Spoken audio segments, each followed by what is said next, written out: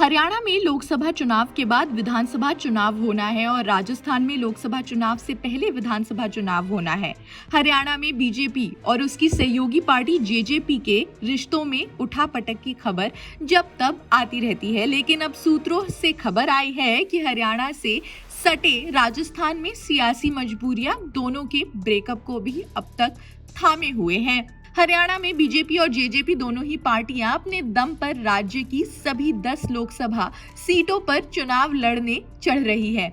फिलहाल हालत ये है कि बीजेपी की नेशनल लीडरशिप पर लगातार लोकल नेताओं की तरफ से दुष्यंत चौटाला से गठबंधन तोड़ने के लिए कहा जा रहा है। सूत्रों की माने तो बीजेपी के राष्ट्रीय नेतृत्व ने शुरू में हरियाणा यूनिट को जेजेपी के समर्थन के बिना मनोहर लाल खट्टर सरकार बरकरार रखने के तरीके खोजने का संकेत दिया था, लेकिन राजस्थान में भीषण चुनावी लड़ाई को ध्यान में रखते हुए उन्होंने अपने रुख की समीक्षा की है। बीजेपी के अंदरूनी सूत्रों की माने तो भगवा खेमा जेजेपी को नाराज नहीं करना चाहता है। इसकी वजह हरियाणा से सटे राजस्थान के सीमावर्ती जिले हैं, जहां जेजेपी कुछ इलाकों में प्रभाव डाल सकती है। राजस्थान के 7 जिले हनुमानगढ़, झुंझुनू, चूरू, सीकर, जयपुर, अलवर और भरतपुर हरियाणा के साथ सीमा साझा करते हैं। जेजेपी पड़ोसी राज्यों में अपना विस्तार करने को उत्सुक है। ऐसे में उम्मीद है कि दुष्यंत चौटाला राजस्थान में कम से कम 30 से 35 विधानसभा सीटों पर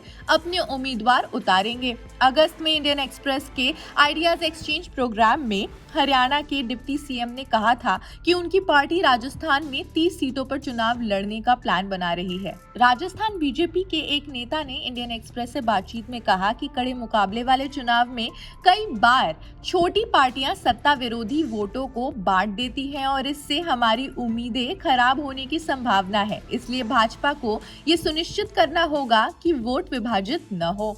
लेकिन इन मजबूरियों की वजह से ही हरियाणा की सभी संसदीय और विधानसभा सीटों पर चुनाव लड़ने पर पार्टी के रुख में बदलाव की संभावना नहीं है, जो वर्तमान में बीजेपी के पास है। हरियाणा बीजेपी के इंचार्ज और त्रिपुरा के पूर्व सीएम बिप्लब देव ने इंडियन एक्सप्रेस से कहा कि अमित शाह पहले ही घोषणा कर चुके हैं कि सभी 10 सीटों पर पार्टी के उम्मीदवार होंगे।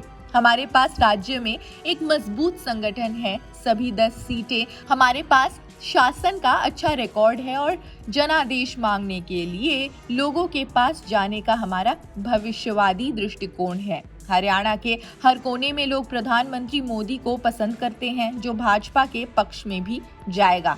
आपको बता दें कि जून में अमित शाह ने सिरसा में एक रैली के दौरान कहा था, हरियाणा के आप लोगों ने 2 बार राज्य की सभी 10 सीटें देकर नरेंद्र मोदी की जीत सुनिश्चित की है। इस बार भी मैं चाहूंगा कि आप सुनिश्चित करें कि सभी 10 सीटों पर कमल खिले और ये सुनिश्चित करे कि भाजपा 2024 में 300 से ज्यादा सीटें लाए। 2019 में साथ मिलकर सरकार बनाने के बाद बीजेपी जेजेपी के बीच कई बार तनातनी का माहौल बन चुका है और दोनों ही पार्टियों के नेता गठबंधन खत्म करने के लिए अपने शीर्ष नेतृत्व पर प्रेशर डाल चुके हैं। साल 2020-21 में हुए किसान आंदोलन के दौरान गठबंधन जारी रखने पर दुष्यंत को अपनी पार्टी के भीतर आलोचना का सामना करना पड़ा और कुछ महीने पहले नूह जिले में सांप्रदायिक हिंसा के बाद दरारें बढ़ गई। उप मुख्यमंत्री और उनकी पार्टी के नेताओं ने जुलूस से पहले जिला प्रशासन को पूरी जानकारी नहीं देने के लिए ब्रजमंडल जलाभिषेक यात्रा के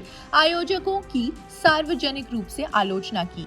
हाल ही में बीजेपी के सीनियर नेता चौधरी बीरेंद्र सिंह ने गठबंधन जारी रखने पर पार्टी छोड़ने की धमकी दी है और जेजेपी पर भ्रष्टाचार में लिप्त होने का भी आरोप लगाया। बीजेपी नेताओं ने जेजेपी के खिलाफ बीरेंद्र सिंह के गुस्से को खारिज नहीं किया। बीरेंद्र सिंह के परिवार और चौटाला के बीच दशकों से उचाना कलांग विधानसभा क्षेत्र और हिसार लोकसभा सीट के लिए प्रतिस्पर्धा रही है।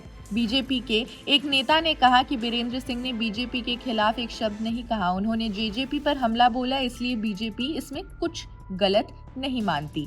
आपको बता दें, बीरेंद्र सिंह के बेटे ब्रिजेंद्र ने 2019 में दुष्यंत चौटाला को हिसार लोकसभा चुनाव में मात दी थी।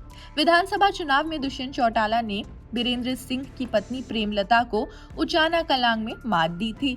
बीजेपी ने स्पष्ट कर दिया है कि वो चौटाला परिवार के लिए उचाना कला छोड़ने के मूड में नहीं है, जबकि जेजेपी चाहती है कि उसकी वरिष्ठ सहयोगी संसदीय चुनावों में भी गठबंधन के नियमों का सम्मान करे।